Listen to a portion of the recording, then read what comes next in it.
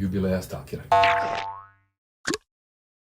Pored toga što u ovoj godini stripovedač proslavlja 100. izdanje i ušao je debelo u svoju 5. godinu, još neko je došao do petice, do te lepe ocene i do lepe cifre, a to su naši prijatelji iz izdavačke kuće Stalker, odnosno gost Milan Jovanović. Ćao, Miki. Ćao, Majkara. Čestitam ti i ovako, ovim putem petogodišnjicu izdavačke kuće Stalker. Jako mi je drago što idete jednom lepom stazom koja je sve bogatija i plodnija. Pričat ćemo naravno o tome, ali prvo da se osvrnemo, i mislim da je neizbežno da se ne osvrnemo na ovih prvih 5 godina Stalkera, od tvoje vizije do nekih divnih izdanja koja su sveža i nova, a i nekih odličnih koje su nam na polici već. Da, prva petoljetka. Da.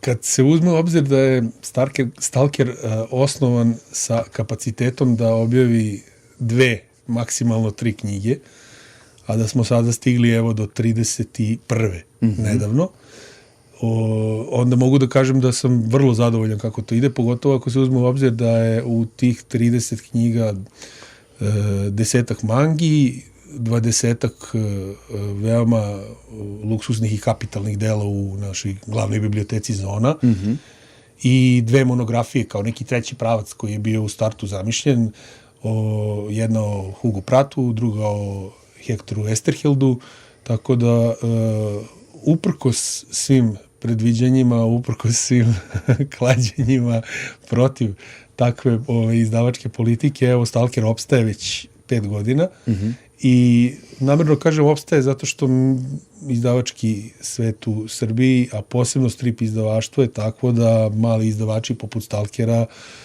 su realno 2-3 loša poteza od ključa u bravu. Ali mene to ne brine puno zato što ovo što smo do sada uradili je zapravo već za mene velika stvar i neka vrsta legata koja ostaje iza te kuće koja se upisala među značajne za srpsko strip izdavaštvo. Kao što sam već rekao u najavi, negde smo krenuli zajedno naše različite, ali slične priče o strip svetu. Posle 5 godina nešto što si hteo da izdaš, izdao si, nešto što si možda novo otkrio i to si uradio, više žanrova si i pokrenuo, tu su naravno i mange. Šta je ono što je tebi najveći bio izazov posle tog prvog talaza entuzijazma kad si odradio i krenuo koracima u novo izdavaštvo? Svi mi izdavači imamo gomile nekih spiskova, užih, širih, tako da to su beskrajni spiskovi koje, pretpostavljam, kreću pre svega iz tih nekih... A spisak postoji. Tako je, spisak postoji. Mislim da svaki ljubitelj stripa i knjiga ima neke svoje spiskove i onda kada uđe u izdavaštvo, on te spiskove pokušava da inkorporira u nekakav izdavački program. Ono što je do sada verovatno najveći poduhvat u ovih 30 knjiga, to je sistematsko objavljivanje Enkija Bilala. 4 knjige su objavljene i ostalo je još ove godine da objavimo 2.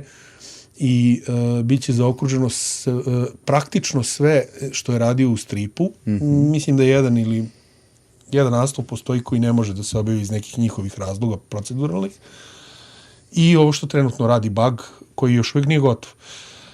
I druga stvar je Filip Drije kao autor koji nije ovo što objavljao na srpskom, objavljivanje Lone Slona u 2 toma, ovde pored mene, u jedno kapitalno izdanje u 9 albuma u 2 toma. Digresija, uvertira je bila Noć, naravno. Uvertira je bila Noć, to je prvo objavljivanje. Inače, Stalker i bije glas od početka da predstavlja neke autore koji zanimljivo etablirani su u svetu 9. umetnosti, važe za klasike, ali iz ovog ili onog razloga nisu objavljivani na srpskom jeziku i uopšte na ovom govornom području. Tako da tu je više od Drijea urađeno, mislim, predstavljeno je Matoti, predstavljeno je još neko Kaza, Znači, neki autori koji su obeležili 70. 80. 90. godine, a tu negde pokušavam da napravim balans i sa objavljivanjem nekih savremenih autora kao što je Paul Pope i njegov 100% ili recimo Benjamin Flao sa njegovom Kililana Song. To su stripovi o kojima ste već pričali, a koji su realno savremeni stripovi. Ti postaješ i kuća, sad je to igra reči Kaza, za određene autore i pričat ćemo o tim autorima, naravno, ali da zaokružimo ovu petoljetku, ovaj deo emisije Stalkera, šta bi izdvojio kao možda najuspešnije izdanje? Da li je nešto što te iznenadilo ili nešto što ti znao da će da bude veliko? Dve stvari su u smislu brze prodaje, znači neočekivano brze reakcije ljudi, me malo zatekle. Jedna je prošle godine Prsten Nibelunga, koji se u roku 3 meseca rasprodao, Russellov. Da li možemo kažemo u kom tiražu je bio reč? 500 primjeraka. Gotovo sve radimo u 500 primjeraka, to su podaci koji su javno dostupni na Kobisu. Recimo knjiga o Esterheldu je rađena u 400 primjeraka, jer lično smatram da je to štivo koje nema neki veliki domašaj do neke široke publike. Doduše vidjet ćemo, očekuje se da konačno Eternaut bude objavljen na srpskom, postoji serija. Da, podudara se i godišnjica, Fantagraphics isto izdaje tako je. Slično izdanje, tako da. I recimo ove godine objavljivanje Lone Slona, jednog tako kapitalnog dela koje je veoma skupo za proizvesti prosto knjigu u tom standardu kvaliteta koji sam ja zadao kao stalkeru, kao neku normu. To je jedno uloženje bilo u veliki rizik.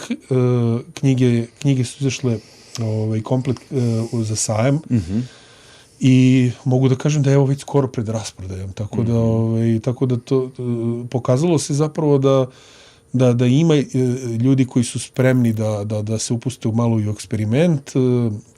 A mislim da je uspeo taj inicijalni izdanje Noć je bio neki mamac za novu publiku. Što je potpuno kontraintuitivno, zato što ja sam se šalio, to je moglo da se reklamira kao postapokalipsa u maniru Mad Max, jer mi vidimo te bajkerske bande koje se bio, a zapravo to je alegorija o umiranju njegove žene i o leukocitima, krvnim zrncima koje se bore sa ćelijama karcinoma u telu njegove supruge. Znači jedna prilično hermetična priča i možda nije dobra za upoznavanje autora, ali ja ne želim da nikoga zavedem na pogrešan trag. Mislim, nema ništa tužnije nego da knjiga čami na nekoj polici nevoljena, samo zato što je, ne znam, to broj u ediciji taj i taj.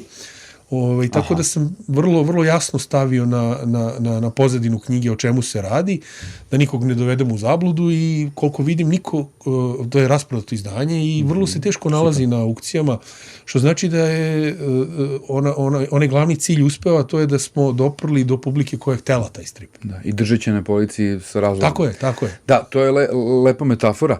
Upravo je Idrije i bio neka i naša uvertira za ovaj sada deo emisije, to je u stvari pričanje o sadašnjim izdanjima, upravo je tu i Lone Slon, tu je i knjiga Esterheldovi, pa idemo redom. Šta donosi Drije u ova 2 toma? Ne da spojlujemo, ali da kažemo koji period i šta očekujemo tu? A to je raspon od 50 godina, to je od 60-ih, gde je on u prvom albumu zapravo ima skoro pa amaterski crtež. Da bi već od drugog se pojavio posle 5-6 godina oni Drije kog znamo iz Metal Irlana i onda kasnije to sve više i više se razbuktavalo, dostiže vrhunac negde na početku drugog toma u strip albumu Salambo, gde je uzeo kao književni predložak Gustava Flaubera, njegovu čuvenu knjigu Salambo i tu priču o pobuni najamnika u Kartagini, najamnika koji se bore protiv Rima u vreme Hamilkara Barke, Hannibalovog oca, napravio, zapravo je inkorporirao u svet Lona Slona, koji je inače jedan svemirski pustolov, znači reč je o avanturističkom. Neki Han Solo, ali jeste, koji putuje po svetu, jeste i nailazi na razne nedaće, tako upliće se u razne probleme na raznim svetovima i to je naravno Drieu dalo mogućnosti da crta praktično šta god želi, pa je tako istekao taj nadimak svemirski arhitekta koji je inspiracija mnogima, pa i Hansu Zimmeru i ne znam, evo recimo baš kad je bila premijera Dine, Villeneuve se slikao sa Drieom i sa Dioneom. To je sad poseban folder kako je Villeneuve otkrio sve to. Da, i francusko govorno područje, verovatno je on je Kanadjanin, ali hoću reći, znači oni su ljudi koji su na veoma snažno uticali na razvoj naučne fantastike.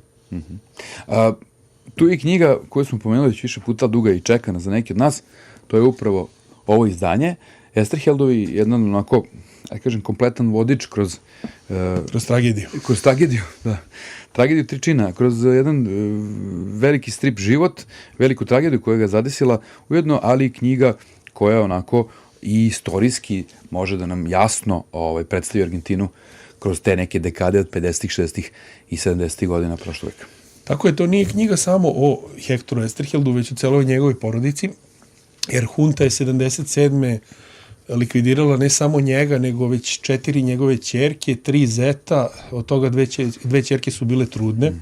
Ostala je samo supruga Elsa Esterheld, koja je umrla 2019. dočekala je starost, i 2 unučeta koje su se rodila ranije od te 4 ćerke. Reč je o autoru, pre svega, to je ono što moramo da napomenemo, znači čoveku koji stoji iza scenarija za Eternauta, za Morcindera, za Narednika Kirka, za Čeov život, znači za neke izuzetne stripove. Čovjek koji je živao jednim udobnim životom u imućni četvrti Buenos Airesa, a koji je onda između 71. i 77. kako hunta uzima maha, oni ćerke odlaze u gerilu, postaju Montonerosi i bore se protiv režima i na kraju, nažalost, završavaju kao takozvani desaparecidosi, odnosno oni koji su nestali. Naime, ne zna se kako su likvidirani, kada su likvidirani, ništa se ne zna, ali se zna da su uhapšeni, da su verovatno više meseci mučeni i onda bi ih potrpali u helikoptere ili avione i žive izbacivali iz Atlantika. To je ogroman broj ljudi je tada stradao. Tako da, recimo, Eternaut, koji je 20 godina ranije nastao, 58. 9. I neka njegova ranija dela dobijaju kasnije potpuno nova čitanja, kroz taj odnos slobodarske borbe protiv represivnog režima. Što doveli do serije, mislim. Naravno. Jeste, prošle godine sa Ricardom Darinom u glavnoj ulozi. I zapravo Eternaut je nakon Esterheldove smrti postao neka vrsta vizuelnog simbola revolucionarnog otpora u celoj Argentini. I ne samo u Argentini, u celoj Južnoj Americi. Tako da i danas ćete naći po Buenos Airesu, a i širom Argentine i šire Eternauta kao simbol i tragedije te jedne porodice, a i knjigu su napisale 2 publicistkinje argentinske koje su 5 godina skupljale građu. To sam htio da kažem, skoro 400 strana ozbiljno. Jeste, to je bilo vrlo komplikovano da se napravi dobar prevod, konsultovani su istoričari koji se bave tom temom.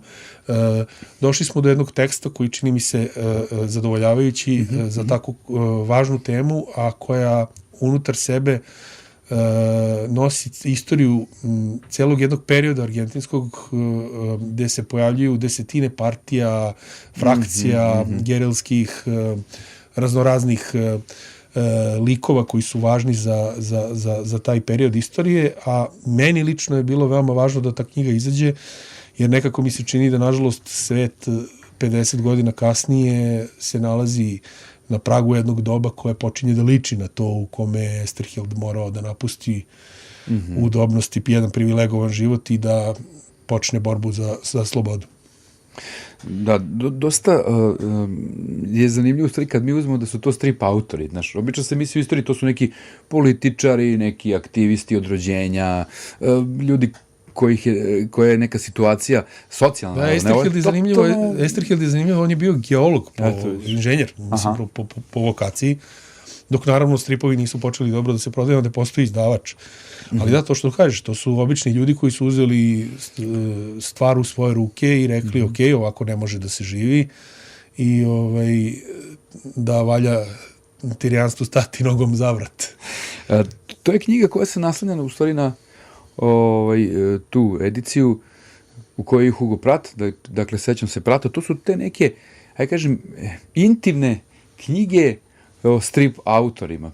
Dosta zanimljivo onako pristup gde mi saznajemo nešto što uopšte nigde nismo mogli da vidimo nekad. To je za ljude koji vole da pročitaju ono šta se nalazi iza samog stvaranja, za ljude koji čitaju predgovore i pogovore, pošto sam negde ukapirao da se ljubitelji stripa dele na one koji čitaju i na one koji ne čitaju dodatne tekstove. Ali nije samo to, mislim, ovo je jedna univerzalnija priča, tako da preporučujem svima koji vole i strip i umetnost generalno, ali i koji vole istoriju, jer prevod Ivane Nikolić je izvanredan. Uspeli smo da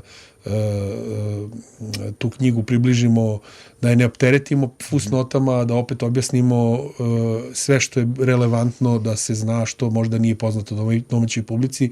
Tako da, a opet s druge strane kažem, s obzirom da Esterhildovo ime nije toliko poznato domaćoj publici, mislim da ta knjiga nema neki preveliki domet. Voleo bi da me to, da me stvarnost demantuje. Tako da je knjiga rađena u 400 primjeraka i vidjet ćemo sad koliko će biti dostupna. Dobro, vidi, velike serije filmovi povlače opet i ponovo prodaju nekih stvari, tako da... Jeste. Stiže sledeća sezona serije... S druge strane, pošto je ovo pre svega prevashodno objavljeno kao mogu reći, moj hir, kao moja želja da se sazna više o toj temi, apsolutno sam siguran da će ta knjiga naći svoj život i nakon rasprodaje raznim kanalima, znamo se i kako se to već ide, a bilo bi dobro da jedan broj završi u bibliotekama, što se nažalost zadnjih godina baš i ne dešava. To bi bilo divno. To je ono sve što znamo. Sad u godini jubileja proširit ćete katalog, što iz hira, što iz želje, što je ono što možemo sada u ovom stripovedaču 96 da najavimo za mesece koje dolaze. A praktično možemo da najavimo skoro celu produkciju ovogodišnju. Možda bude neko iznenađenje, jer postoje neki pregovori, pa možda nešto uđe preko reda, ali... To je ono što pričao, izvini, to su sad autori koji postaju rezidenti Stalkera. Već prepoznatljivi, jeste. Da, sad već neki od njih nisu novi. Zapravo kad sam razmišljao od 10 zona koje su najavljene za ovu godinu, 2 su Enki Bilal, znači Partija lova i Falangi Crnog reda, koje će biti objedinjene u integralu Kraja epohe. I trilogija Izliv besa. To su, znači, 2 knjige s kojima završavamo sabrana dela Bilala. A od preostalih 8 knjiga, 4 su upravo što kažeš autori koji sada već više nisu nepoznati domaćoj publici. Pa ćemo vidjeti da li je dobra reakcija publike na njih bila stvar radoznalosti incidenta ili su oni zapravo zaista dobili ovde publiku. A 4 su, će biti potpuno novost. Znači, otkrivanje novih autora koji do sad nisu po uzoru na ove prethodne. Pa ćemo tako ove godine imati, sada već u martu bi trebalo da bude nova knjiga Matotija i Kramskog. To je njihova vrlo slobodna adaptacija Jekylla i Hyda. To je jedan neveliki strip album od 70 strana sa nešto malo dodatnih materijala, ali fantastično nacrtano. Mislim, ko voli Matotijev crtež, uživaće. A kad govorimo o crtežu, tu stiže i odmah istovremeno bi trebalo da izađu te 2 knjige, Elektra, atentatorka, znači legendarni naslov Franka Millera i Bila Sinkevića iz sredine 80-ih, 86. i 7. izlazilo u 8 sveščica. jedan strip koji je onako malo zamršen, malo manje prohodan, možda na prvo čitanje, na drugo se već sve to otvori kako treba, ali ono što je Bill Sienkiewicz uradio sa crtežom je prosto neverovatno i Frank Miller je naravno insistirao da upravo on to radi. Naravno, Sienkiewicza su tada svi hteli, to i u predgovoru piše urednica tadašnjeg prvog izdanja. Međutim, naravno nisu ga mogli dobiti, jer čovjek je limitiran vremenom, a Frank Miller ga je naravno mogao dobiti. Tako da su oni napravili jedan, može se reći, savremeni klasik superherojskog žanra. Onda potom imamo još jednu zbirku Kazinih stripova, kratkih stripova, koja je meni lično bila prvi favorit. Ono će se zvati, radni naslov je Doba senki, to je bukvalan prevod, ja mislim da nije nemoguće da će se taj naslov menjati. To je zbirka koja se meni zapravo više svidela nego zbirka Arhe i Lajlako. A opet zbirka koja je nastala kasnije od ove prve, što se nastala je u isto 80-ih. Znači, to su priče koje su prevashodno objavljivane u Metal Irlanu i drugim magazinima, a onda su spajane tematski u nekakve malo veće celine kao albumske, tako da nije nije ni važno na kraju krajeva, ali prosto tako su koncentrisane da se meni čak i vizualno više dopala ova zbirka, tako da iskreno se nadam, s obzirom da je ovaj prvi Kaza takođe, evo, ostalo je još par desetina primjeraka i on je pred rasprodajom, što znači da je u nekom razumnom roku publika novog autora usvojila, pa se nadam da će tako reagovati i na ovu drugu zbirku, jer onda postoji realna mogućnost da nastavimo i sa dalje predstavljanjem tako vrednog autora. I takođe još jedan autor kog smo imali u pomenutom Prstenu Nibelunga, Philip Craig Russell, njegov Elric jeste posljednje poglavlje te epske priče o Elricu, nazvano Olujnik po njegovom maču. Ono što je meni važno kod tog albuma je Russell je kompletan autor, ali je na scenariju sarađivao sa autorom knjiga o Elricu, Michaelom Moorcockom. Tako da su napravili jedno impresivno delo. Manjeg obima, naravno, nego Prsten, nekih 200 strana. Verujem da će se to svidjeti ljudima, jer Russellov crtež je vrlo komunikativan i pitak.